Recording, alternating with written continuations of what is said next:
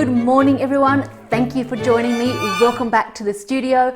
My name is Mirjana Pasakis, oil painter and artist, totally in love with colour.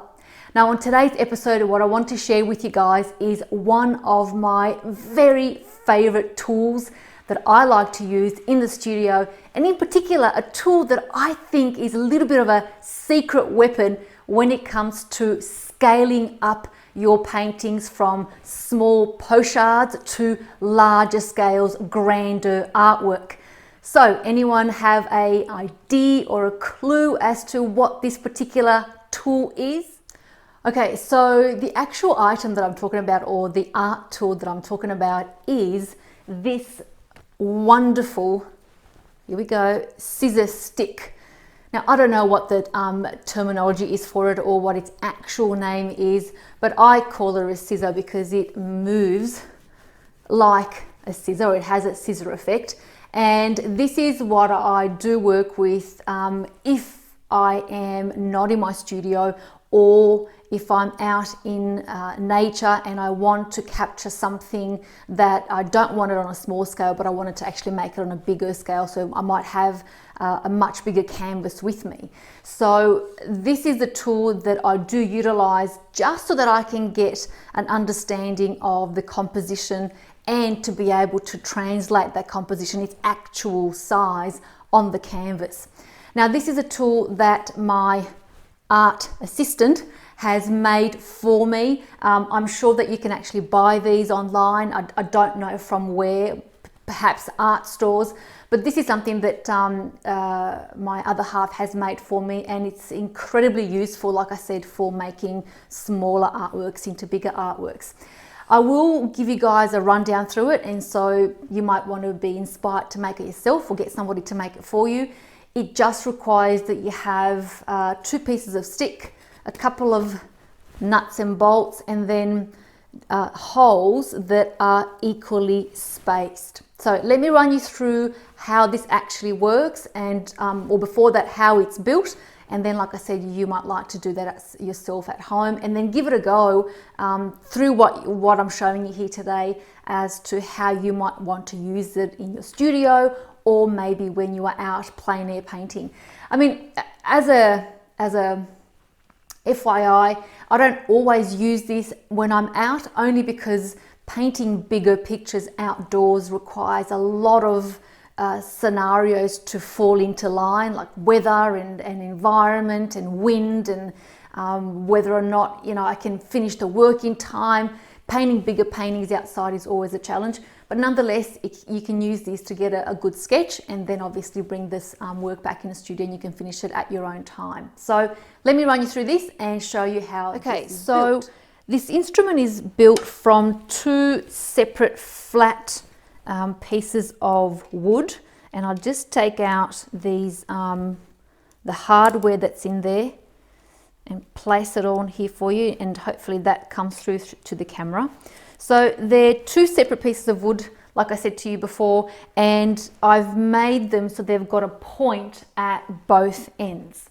And the point really is so that I've got a better guide once I start to do the measurement, to be able then to translate that measurement a lot more accurately on paper once I go from a small size to a larger size canvas. The points can be a little bit better. So see how they've got like a flatness to them? I'd love for them ideally to be a proper point. It will be a lot more accurate in terms of when I translate a drawing. But nonetheless, for now, they're quite good, and I can do with them the way as they are. So on one end, I've made equally spaced out holes, and there's 1, 2, 3, 4, 5, 6, 7, 8, 9, and they both match on both sides. And this is so that that I can move the hardware along each separate hole and use it as a measurement guide to how big or small I want to translate the artwork.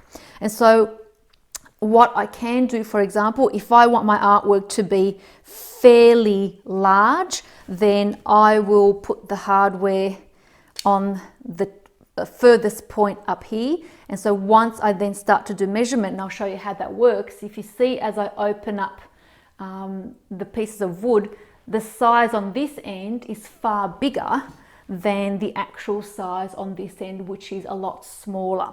And so then if I move this piece of nut to the next hole, let's say in the middle, and I do a measurement from, always I do the measurement from the point where the holes are, never from this side, so always from this side. Again, as I do a measurement, you'll start to see that this here is fairly small, whereas on this side, it's a lot more bigger.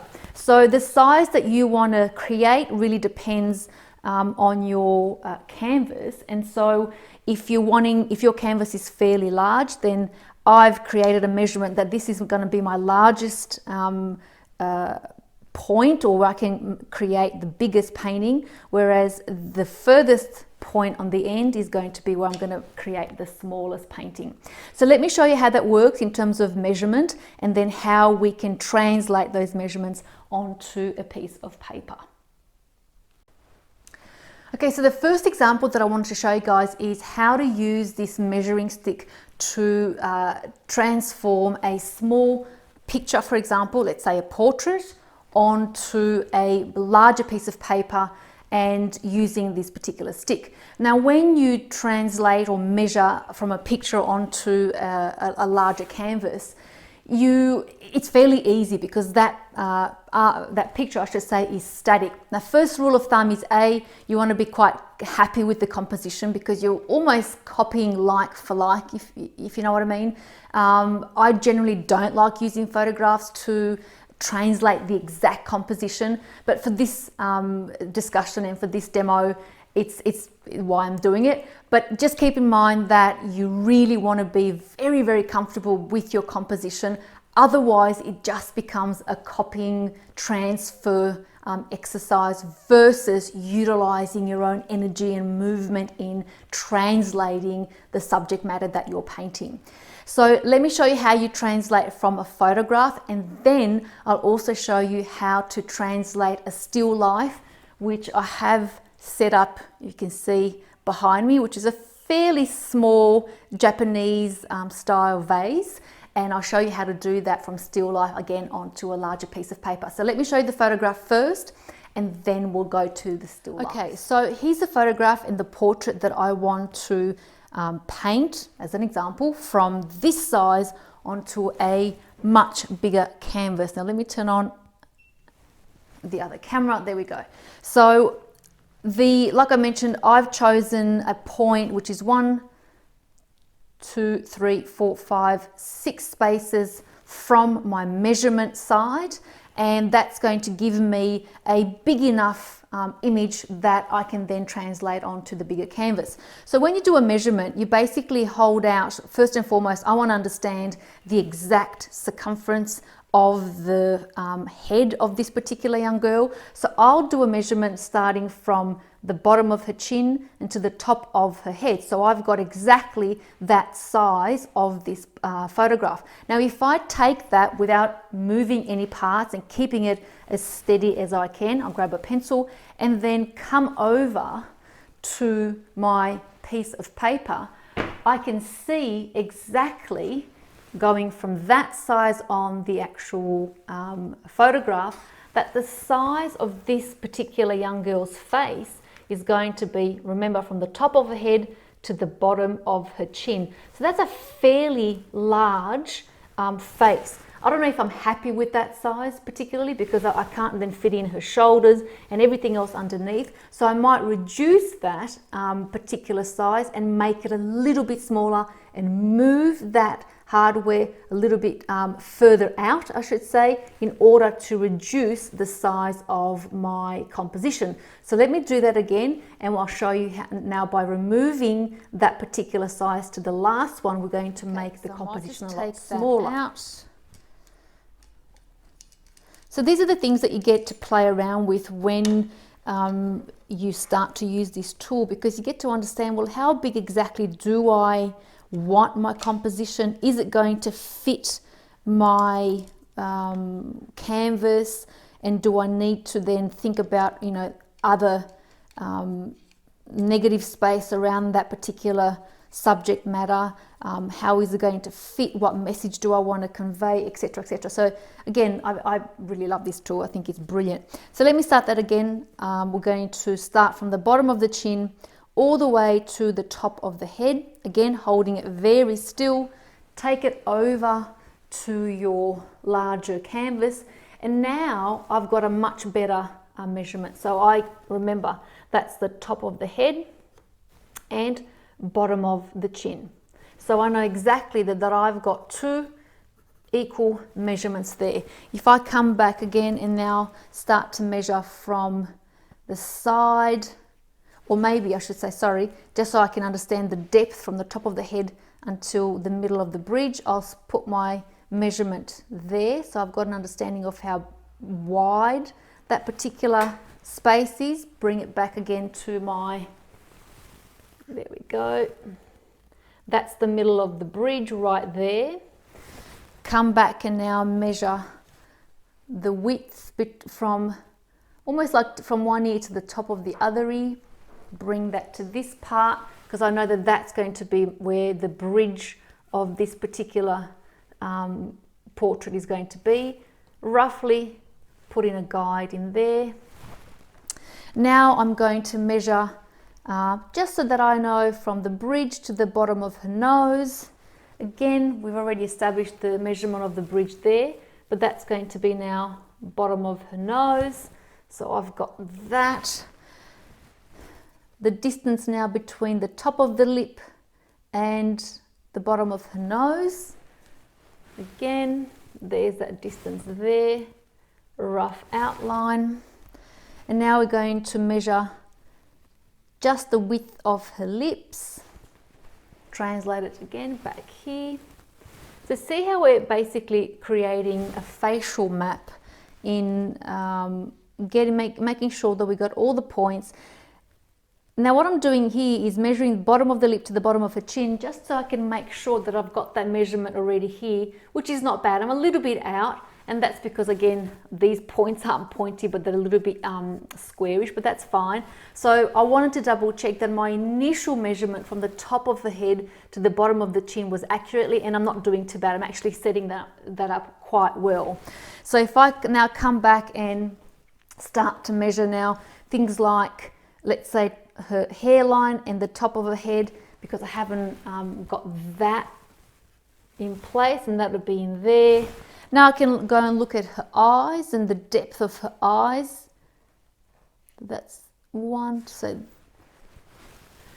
this is the importance. I said, you know, if you're wanting to scale things up and you're wanting to create larger paintings, it just gives you the freedom to be able to do that without too much hassle.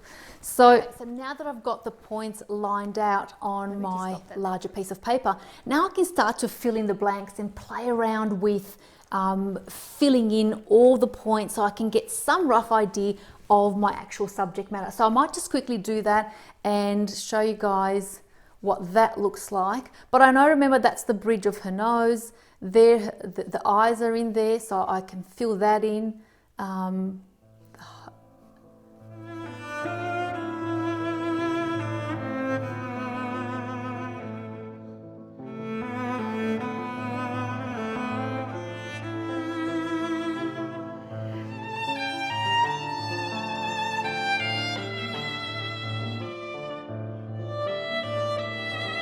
Okay, so I can continue that for a while and complete, let's move that camera up, complete that drawing. It will take me a little while, but I won't do that. But I just wanted to show you that particular tool and how you can create measurements from a photograph. As I said before, I don't always, actually hardly ever use photographs to translate and then start a painting, because to me that photograph is really just a reference point, and I don't use it as something finite and a composition that I'm happy with. I always tend to change something or add something different to it, but it's definitely a really good guide to start from. Again, it's a good practice opportunity, but certainly don't fall into the trap of using a photograph as your composition, because you really don't get the whole picture of something until you get to feel it, interact with it, and so forth. So let me show you guys now how to translate and create bigger paintings for still life and setting up a still life. That's a little bit more different because you got to use your body and you got to keep your body in the same position in order to get the same measurement. So let's look at the still life and how we do those measurements. Okay, so drawing still life from your setup onto your larger pieces of paper or canvas is a little bit different. The one thing that we need to make sure that we have right is the same stance. And I generally take a piece of masking tape, put an X on it so I know exactly where I need to stand, and I will put that on the floor so that I don't go past that particular spot. So by marking my X on the spot, what I've actually created is a distance to my measurement capability. So that's the first thing that you need to remember when drawing or translating, I don't even know what the word is, with this tool onto a bigger canvas. So you need to have that distance measurement. Otherwise, you will always get a different measurement if you keep on changing your position. So really important to remember. Now with this particular tool, what I chose to do is I decided to use my fourth measurement hole. And so for every measurement that I make on this end, remember the holes closest to the point is where I always measure from, will give me the desired result on this end up here. So what's also important to remember is whether you're left-handed or right-handed, always use the same hand. So when I measure something, and to show you how that works, I'll always put my foot onto the X that I marked on the floor, hold my hand out, I don't know if that's a good, you can see that. So hold my hand out as far as I can. I might do it just this way, and then with it, scissor or move the actual tool to get the measurement. So make small increment measures to create the size and translate that image onto the canvas. So remember, hold out your arm as far as you can and always measure from the same spot with the same arm. And I close one eye, squint, obtain the measurement, hold the actual tool steady, and then move it to the canvas and again mark out your spots just like we did with the portrait. But again, remember that with still life you need that X on the spot, otherwise if you continually move to different areas you just won't get a consistent measurement. So let's go and now create this measurement for still life, which is this small vase. Okay, so let me just now grab the measurement of the height of the vase. So again, I've got my foot on my X marked on the bottom, hold my right hand out straight, right eye closed, and keep my left eye open. And that's pretty good measurement. So now if I then translate that to, whoops, there's a problem number one. So the stick actually shifted, so I just have to do another quick one. So there's, okay, hold hand out, and there we go. So that's my first measurement, which is the height of the vase and the bottom of the vase. Now I'm going to go and create a measurement of its bottom width and how fat it is, I suppose. But actually before that, I might just create to see how deep it is from the top to the bottom. Again, on your mark.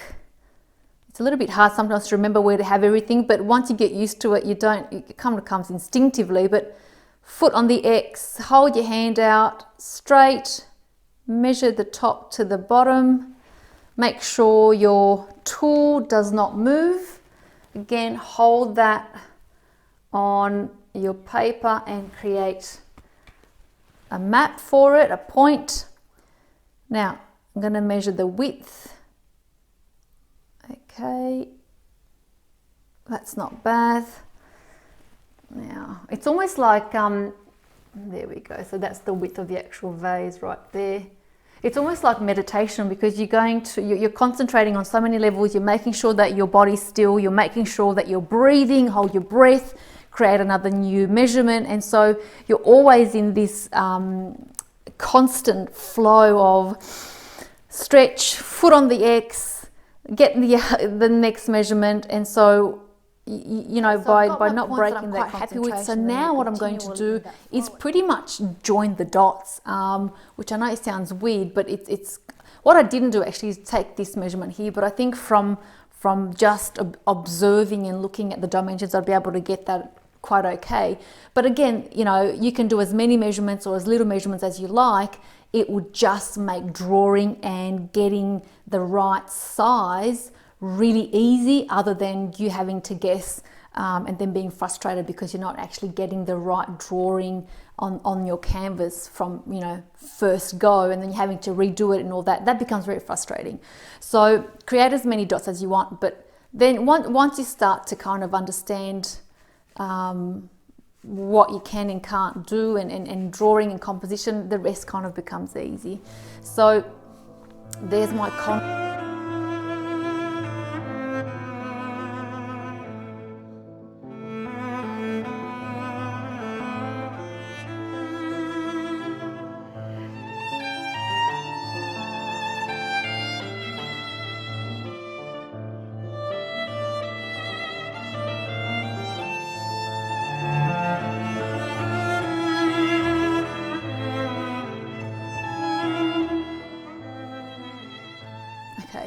So this is a painting that I've done before. It's nothing new to me, so I'm a little bit more familiar with the subject matter, but nonetheless, I wanted to show you guys what and how to create from still life and get images a little bit bigger, and use tools that make your life a lot easier, I think, than being frustrated with not being able to draw. And the thing is that once you create these new synapses in your mind and they become wired, this process becomes a lot easier for you, and eventually you won't be reliant on this tool as much.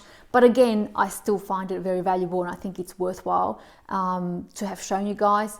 But it's really all about practice, practice, practice. The reason why I always love to do sketches before any major work is because I love working out any problems, challenges.